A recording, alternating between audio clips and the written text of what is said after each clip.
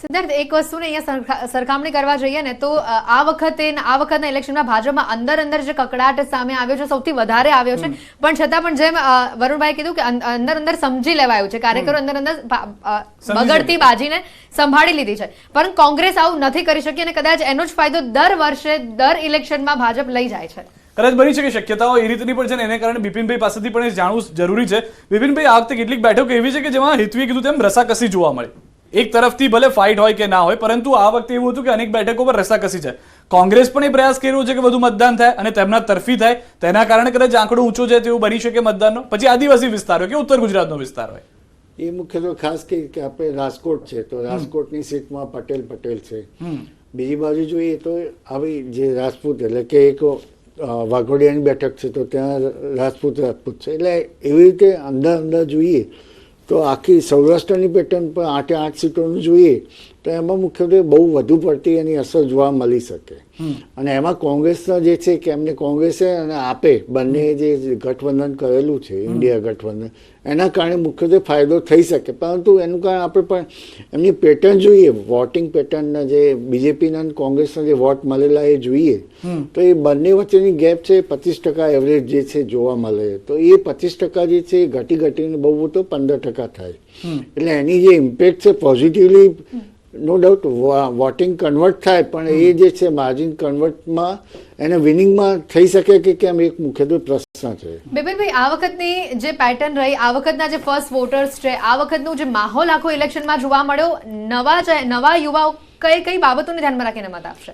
યુવાનો મુખ્યત્વે છે એ તો વિકાસની સાથે, અને બીજું જે છે એમને કોઈ બીજા જે ગવર્નન્સ પોઈન્ટ ઓફ વ્યૂ કહીએ કે લીડરશિપ બીજી કોઈ જોઈ જ નથી.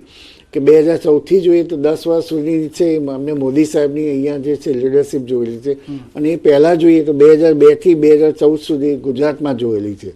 એટલે કોઈ પણ યુવા મતદાર જે છે એમને તો જે ગુજરાત અને ભારત બંને માટે જોઈએ તો એમને લીડરશિપ મોદી સાહેબની જોઈ હોવાથી એ મને લાગે છે કે એ યુવા મતદારો તમામ જે છે એ બીજેપી તરફી હોય એટલે વોટિંગ કરી શકે છે.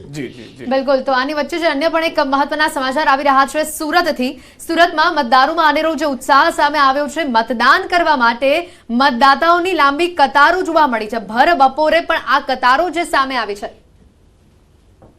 લોકશાહીનો સૌથી મોટો પર્વ એટલે કે લોકસભાની ચૂંટણી 2024નું મતદાન ચાલી રહ્યું છે, ત્યારે ત્રીજા તબક્કાની આ ચૂંટણીમાં દ્રશ્ય સીધા જોઈ શકાય છે સુરતના ડિંડોલી વિસ્તારમાં, કે જ્યાં મોટી સંખ્યામાં લોકો મતદાન કરવા પહોંચ્યા છે. નવસારી લોકસભાની આ બેઠક છે, કારણ કે સુરતમાં જે પ્રકારે ભાજપનો ઉમેદવાર બિનહરીફ ચૂંટાઈ આવતા સુરતમાં મતદાન નથી કરવાનું, ત્યારે 50% જે સુરતમાં મતદાન કરવાનું છે તેમાં પણ નવસારી લોકસભા 15 લાખ કરતાં વધુ લોકો જ્યારે મતદાન કરવાના છે, ત્યારે નવસારી લોકસભાની લિંબાયત વિધાનસભાની આ વિસ્તાર છે, દ્રશ્ય સીધા જોઈ શકાય છે. સરકારી સ્કૂલમાં કયા પ્રકારે લાઈનો લાગી છે, સવારથી આ જ પ્રકારની લાઈનો અહીંયા જોવા મળી રહી છે. અસહ્ય ગરમી અને બફારા વચ્ચે સુરત સિટી વિસ્તારમાં ભલે મતદાન ધીરે ધીરે ઓછું થઈ રહ્યું હોય, પણ સુરતની નજીક આવેલા સ્લમ વિસ્તારો છે તેમાં ભારી સંખ્યામાં મતદાન થઈ રહ્યું છે. દ્રશ્ય જ ઘણું બધું કહી જાય છે કે મતદાન માટે લોકો કેટલા જાગૃત છે, કારણ કે કહી શકાય કે ભણેલા લોકો જાગૃત નથી, તેટલા શ્રમિક વિસ્તારના લોકો જાગૃત છે. અને વહેલી સવારથી આ જ પ્રકારની લાઈનો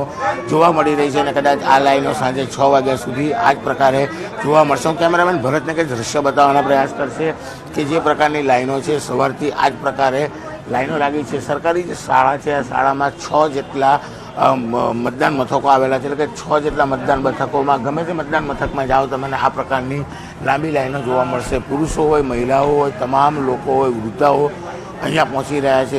કહી શકાય ગરમીને લઈ કોઈ ડિહાઇડ્રેશન ના થાય તેના માટે ચૂંટણી પંચ દ્વારા પાણીની વ્યવસ્થા કરવામાં આવી છે, મેડિકલની ટીમો તૈનાત કરવામાં આવી છે. પણ જે પ્રકારે મતદાન થઈ રહ્યું છે, ચોક્કસ કહી શકાય લિંબાયતની વિધાનસભાનો આ વિસ્તાર કે જે નવસારી લોકસભામાં આવે છે, મોટી સંખ્યામાં અહીંયા મતદાન લોકો ઉત્સાહભેર કરી રહ્યા છે. કેમેરામેન ભરત બ્રહ્મભટ્ટ સાથે કીર્તેશ પટેલ, ન્યૂઝ 18 ગુજરાતી, સુરત. વધુ એક